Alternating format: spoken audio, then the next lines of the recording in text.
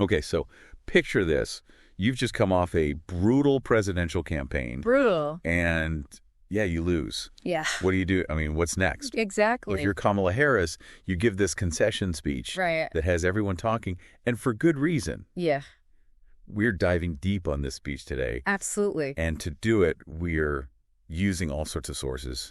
We've got the Hilltop, NBC Washington, CBS News, Yahoo News, Vanity Fair, and even Newsweek. Yeah. You know, just to paint a complete picture of this event and what it means. Yeah. And this isn't just about politics.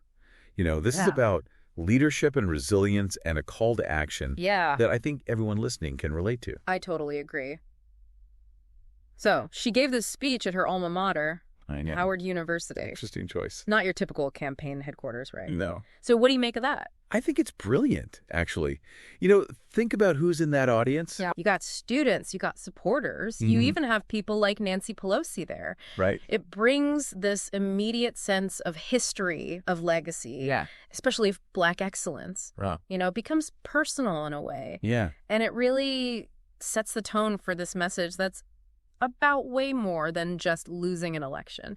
And the sources really pick up on this, you know, this mix of hope and like solemnity in the atmosphere. Absolutely. I mean, of course, you have the weight of the results. Right. But you can also feel this undercurrent of optimism, especially from the students there. It's like they know they're witnessing history, you know, like a torch being passed to a new generation. So she starts the speech by thanking everyone, right? Right. Her team, the volunteers, voters. All of them. And she really drives home the point that this wasn't just her campaign. Right. It was everyone's. It was a collective. Exactly. Yeah. Why is that so important to say in a concession speech? I think it's crucial, especially for someone like her, you know, who made history as the first woman VP. Right. It acknowledges that progress, real progress, doesn't happen because of just one person.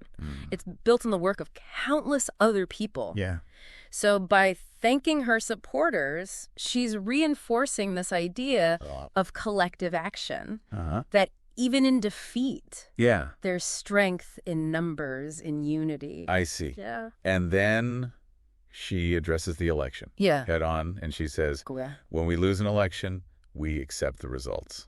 Now, this is 2024. Right. Things have been pretty volatile. Yeah, politically. Very much so. Do you think that statement hit differently? Yeah. Than it might have a few years ago? You're right. Absolutely. In a time where, you know, we see challenges to democracy everywhere. Right. Her saying that was like this breath of fresh air. It was like she was reaffirming this basic principle to respect the process, even when you don't get what you want. Yeah. And I think that resonated with a lot of people across the aisle. Interesting. Yeah. So then it's like she shifts gears completely. Rich. She goes from talking about losing the election to talking about this much bigger vision. Okay. And she starts listing all these core values that were at the heart of her campaign. Right. Freedom, opportunity, you know, fairness, dignity for all. Right. What'd you think about that? Well, that's where it gets really interesting. Okay. She goes from conceding to inspiring. It's like this reminder that those values, they're bigger than any one campaign. Right. They're bigger than any election. Yeah. They're the foundation of what she stands for and what she will keep fighting for. So wait, hold on. Yeah. This isn't just her accepting defeat. No, it's more than that, right? Right. It's a call to action disguised as a concession. I like that. It's like she's telling everyone, just because we lost this one, it doesn't mean we give up. Exactly. The fight continues. Exactly. And she does it, you know, with such powerful language. Yeah. What do you think makes it so effective? I think it's because you can feel how much she believes in those values. Yeah. Like you can feel it in every word. Right. It's not just rhetoric, it's genuine conviction. Yeah. It's this like rallying cry. Yeah. Rooted in hope, in determination. Yeah. It's like she's saying, look, we may have lost this battle, but the war for a just and equitable society, that goes on. And then she brings it back to her own life. Oh, yeah. Sharing these anecdotes about her journey. Yeah. From Howard to the VP to running for president. Yeah, yeah. What'd you think about that? Well, I think it makes it relatable, you know? How so? I mean, everyone faces setbacks. It's true. Right? It's part of life. Yeah. But by sharing her own journey, she shows that you can persevere and go on to do amazing things. Right. And that's especially powerful for the students there. It's like she's saying, look at me. Yeah. Look at what's possible. Yeah. Don't let anything hold you back. And like, hey, I've been there. Right. And I'm not giving up, so you shouldn't either. Right. And then she does something really powerful, I think. What's that? With all the division in the country. Yeah.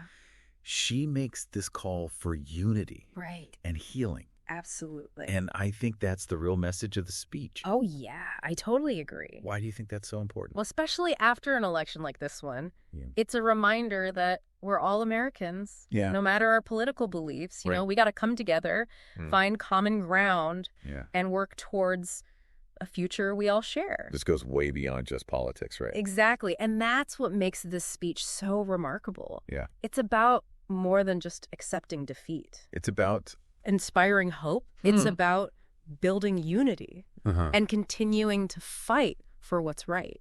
And then she closes by talking about her dedication to service. Yeah. And the values she's always fought for. And it really feels like this wasn't an ending. No. It was more like a beginning. Yeah. And all the sources we looked at, you know, they all talked about how much praise she got for this speech. Yeah. For its grace and resilience. And they all said it was a historic speech. I mean, rightfully so. What do you think resonated with people the most? It wasn't just a political speech. It was a message of hope. Yeah. A message of perseverance. And it was this call to action for everyone to make things better. Yeah. I think people were, you know, they wanted that kind of leadership. Yeah. Especially after such a divisive election. So basically, this wasn't just about one election. This was about values. Yes. Resilience. And how we all have to be the ones to make change happen. Exactly. It's about what we do when things get tough. Yeah. How we use that to make things better. Yeah. And how we move forward together. Absolutely. And so I think this leaves us with a really important question. If setbacks are inevitable, you know, part of life, how can we, like Kamala Harris, use those setbacks to fuel us, to keep working toward the causes we care about? Exactly. How can we make a difference? That's the question. That's what we all need to think about. Absolutely. Today is your lucky day. Today is the day that our $3 website works for you, paying you directly to your PayPal daily. Imagine $3 ongoing continuous payments to your PayPal account. Imagine falling asleep and waking up to $300 in your PayPal account. How would this make you feel? How could this help you? What bills could you pay? What kind of fun could you have? What does that retirement look like now? All for a one-time payment of $3. This website is DFY done for you, fully built and completely hosted, and never stops collecting payments for you. You have spent $3 on coffee on a regular, but that coffee won't help you create multiple streams of income. Click the link below.